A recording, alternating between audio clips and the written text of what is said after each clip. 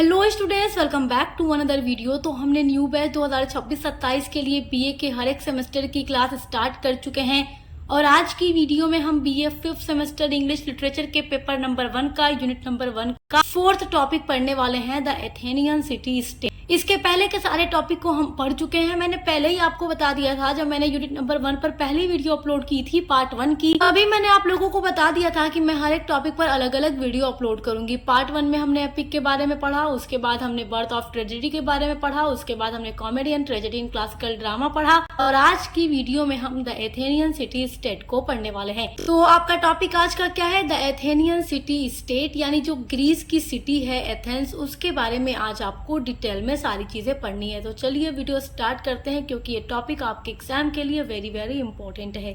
Paper 2 की भी classes चल रही हैं, प्लेलिस्ट बनी हुई है, तो आप चेक जरूर कीजिएगा चैनल पर हमारे विजिट करके। तो आपका टॉपिक क्या है? The Athenian city state. Athenian city यानी एथेंस सिटी के बारे में। देखिए, आप ये जानते ही हैं कि जो एथेंस है वो ग्रीस कंट्री जो है उसका कैपिटल है एथेंस। और जब आप इंग्लिश लिटरेचर पढ़ते हैं तो बहुत सारी चीजें आप देखते हैं जो एथेंस सिटी से ही इंग्लिश लिटरेचर में आई है, तो इसलिए आपको ये टॉपिक पढ़ना बहुत ज्यादा जरूरी है।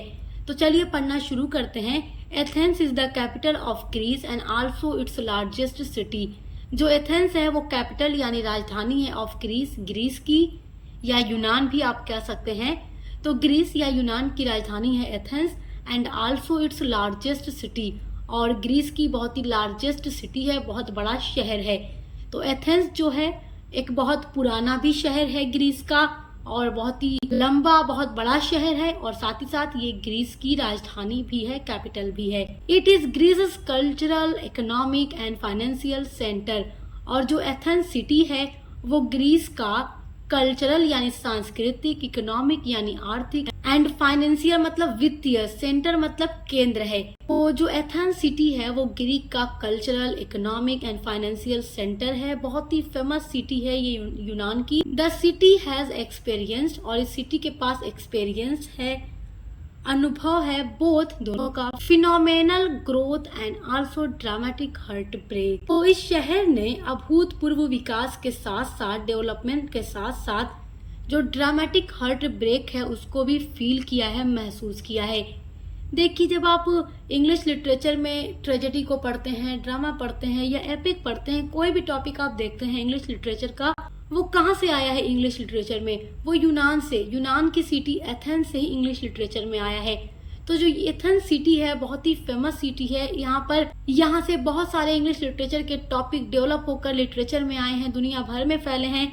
तो इसलिए इस शहर ने सारी चीजों को महसूस किया है। ड्रामेटिक हार्ट ब्रेक यानी कि जो नाटक या निराशा है, हार्ट ब्रेक है, इन सारी चीजों को भी इस सिटी ने फेस किया है और महसूस किया है। After all, it's one of the oldest cities in the world with a history that spans over 3,400 years. तो ये जो एथेंस सिटी है विश्व की यानी दुनिया की सबसे पुराने शहरों में से एक है, और इसका जो इतिहास है, इसकी जो हिस्ट्री है लगभग 3400 वर्षों पुराना है। तो ये बहुत ही पुरानी सिटी है। आप बहुत पहले विचारक देखेंगे, ड्रामाटिस्ट देखेंगे, पोएट्स देखेंगे जो एथेंस के थे और जिन्होंने अपने बहुत सारी थ्योरीज, बहुत सारे थॉट, बहुत सारी चीजें उन्होंने लिटरेचर को दी हैं, हिस्ट्री को दी हैं, फिलॉसफी को दी हैं, साइंस को दी हैं। The city state of Athens was the birth place of many significant ideas. और जो ये सिटी स्टेट है यानी जो ये एथेंस सिटी है वॉज द बर्थ प्लेस यानी जन्म स्थान था ऑफ मेनी सिग्निफिकेंट आइडियाज, और बहुत सारे महत्वपूर्ण आइडियाज यानी जो विचार रहे हैं उनका ये बर्थ प्लेस भी रह चुका है, क्योंकि बहुत सारे थॉट, बहुत सारे विचार, बहुत सारे सिद्धांत, बहुत सारी थ्योरीज अलग अलग सब्जेक्ट में आपको मिलती है। इसी सिटी के ग्रेट जो फिलोसोफर रहे हैं उन्होंने अलग अलग सब्जेक्ट में अपने आइडियाज, अपने विचार, अपने थॉट्स या अपने थ्योरीज दी हैं। आप देख ही लीजिए, आपने ट्रेजेडी के बारे में पढ़ा, ड्रामा के बारे में पढ़ा, एपिक के बारे में पढ़ा, सब कहाँ से आई हैं? इनको एथेंस सिटी का ही तो गिफ्ट माना जाता है लिटरेचर में। Ancient Athenians were a thoughtful people who enjoyed the systematic study of subjects such as philosophy, science and history etcetera. Ancient Athenians मतलब जो पुराने एथेंस वासी थे, वर ए थॉटफुल पीपुल, वो बहुत ही ज्यादा विचार करने वाले व्यक्ति थे। हु इंजॉयड, जिन्होंने इंजॉय किया द सिस्टमेटिक स्टडी, यानी एक व्यवस्थित रूप में अध्ययन किया ऑफ सब्जेक्ट्स, बहुत सारे विषयों का, सच एज, जिनमें शामिल है philosophy, science and history and literature, बहुत सारे सब्जेक्ट। तो आप जब भी देखते हैं, आप चाहे अरस्तु को देख लें या आप सोफोक्लेस को देख लें या फिर आप एरिस्टोफेंस को देख लें, ये सारे क्या हैं, अलग अलग बहुत ही फेमस लोग हैं जिन्होंने अलग अलग सब्जेक्ट में अपने बहुत ज्यादा विचार दिए हैं। आपकी अगली हेडिंग है how Athens got its name. Athens city का नाम एथेंस कैसे पड़ा, एथेंस सिटी को अपना नाम कैसे मिला। तो ये क्वेश्चन आपके एग्जाम के पॉइंट ऑफ व्यू से वेरी वेरी इंपॉर्टेंट है। देखिए, जब भी हम पुराने और ऐतिहासिक शहरों के बारे में पढ़ते हैं तो हमें कुछ न कुछ रोचक उनके बारे में पता चल ही जाता है, और जब हम एथेंस सिटी के बारे में पढ़ते हैं तो हमें इसके बारे में भी एक रोचक बात पता चलती है, और वो रोचक बात यही है कि how Athens got its name, कि एथेंस सिटी को अपना नाम कैसे मिला, इस सिटी का नाम एथेंस आखिर कैसा रखा गया। तो बहुत ही रोचक बात है, चलिए आप भी पढ़िए और आप भी जानिए। इन एंशिएंट ग्रीस, प्राचीन ग्रीस में एथेंस गॉट इट्स नेम, तो एथेंस का नाम रखा जाएगा बिकॉज, क्योंकि ऑफ कंपटीशन, कंपटीशन होगा बिटवीन गॉड एंड गॉडेस। तो देखिए, एथेंस में कंपटीशन हुआ इस सिटी का नाम रखने के लिए, मतलब उस टाइम तो अभी नाम रखा नहीं गया रहा होगा, जब ये कंपटीशन हो रहा होगा, कंपटीशन के बाद डिसाइड होना था ना कि नाम क्या रहेगा इस सिटी का। तो ये कंपटीशन हो रहा था between God and goddesses. God मतलब देवता, गॉडेसेस मतलब देवी। तो ग्रीक की देवी और देवताओं के बीच में ये कंपटीशन हो रहा था, और यही बात फाइनल की गई कि जो भी जीतेगा उसी के नाम पर इस सिटी का नाम रख दिया जाएगा।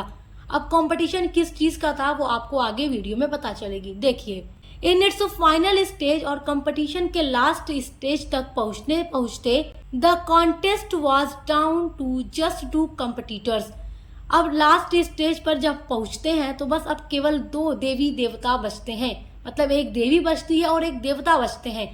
अब इन दोनों में ही जो जीतेगा उनके नाम पर सिटी का नाम रख दिया जाना था। देवता का नाम है पोसिडॉन और देवी का नाम है Athena. Under the guidance and mediation of Zeus, both made a proposal and submitted it to the people. अब देखिए, जो पोडिसॉन है वो देवता है और जो एथेना है वो देवी है। अब यही 2 लोग बचे हैं और दोनों में जो जीतेगा उनके नाम पर नाम रख दिया जाएगा सिटी का। तो अब ये लोग कहते हैं, लोगों से एक प्रपोजल रखते हैं लोगों के सामने, if the offer were accepted they would be responsible for naming it. ये दोनों लोग कहते हैं कि हम इस शहर को एक उपहार देंगे, एक गिफ्ट देंगे। अब इस शहर के लोगों को जिसका गिफ्ट पसंद आएगा उन्हीं के नाम पर इस शहर का नाम रख दिया जाएगा। तो अब रिस्पॉन्सिबल कौन है? वहाँ के लोग, वहाँ के जो पीपुल हैं वो लोग रिस्पॉन्सिबल हैं कि वो किसके गिफ्ट को ज्यादा पसंद करते हैं अपने सिटी के लिए, क्योंकि गिफ्ट ही पसंद करना है, गिफ्ट जिसका पसंद आ जाएगा उन्हीं के नाम पर इस सिटी का नाम रख दिया जाएगा। इट वॉज एथेना, वो एथेना थी, हु वॉज विक्टोरियस, जो विजयी बनी। तो जीतता कौन है कंपटीशन को? जो गॉडेस है, गॉडेसेस जो है एथेना, वो जीत जाती है। जो गॉडेसेस है एथेना वो एथेंस की बहुत ही फेमस देवी है। इनके नाम पर कई सारी वहाँ मंदिर भी हैं और इनके नाम और इनके लिए कई सारे फेस्टिवल भी वहाँ पर सेलिब्रेट किए जाते हैं। और एथेना वहाँ की बुद्धि और साहस की देवी है। तो एथेना जो है वही इस कंपटीशन को जीत जाती हैं। जैसा कि मैंने आपको बताया कि एथेना के नाम पर ही एथेंस सिटी का नाम रख दिया गया, क्योंकि यही कंपटीशन को जीत जाती हैं। तो आखिर एथेना ने क्या गिफ्ट दिया था कि लोगों को पसंद आया, और पोसिडॉन ने क्या गिफ्ट दिया था जो लोगों को पसंद नहीं आया? He gave city the first olive tree which was not only symbol of wisdom but it also provided the people fruits, nourishment and an important item for trade.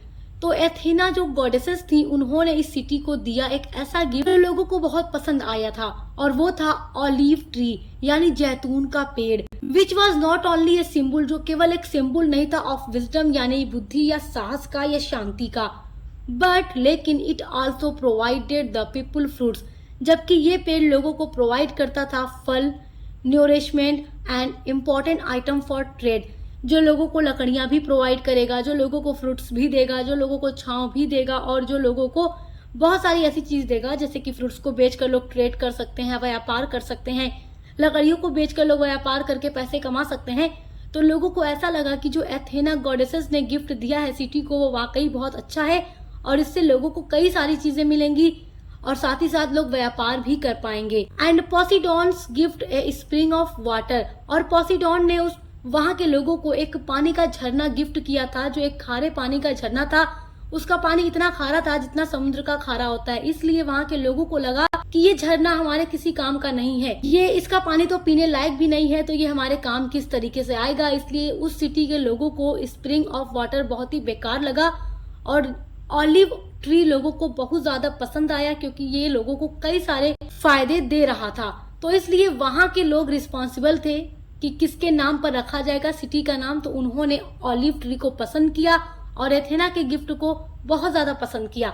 इसलिए देवी एथेना के नाम पर ही एथेंस सिटी का नाम Athens रख दिया गया। तो आई होप कि आप ये समझ गए होंगे कि एथेंस सिटी का नाम एथेंस क्यों पड़ा, इसके पीछे की वो रोचक कहानी क्या है। तो आई होप कि आपको बहुत अच्छे से आज का टॉपिक समझ में आ गया होगा और ये आपके एग्जाम के लिए बहुत इंपॉर्टेंट है, तो आप इसको स्क्रीनशॉट कर सकते हैं। और इसी तरीके से हर एक सब्जेक्ट की क्लासेस चैनल पे चल रही हैं, तो विजिट जरूर कीजिएगा। पहली बार आए तो सब्सक्राइब करना मत भूलिएगा। अब मिलते हैं अगली वीडियो के साथ।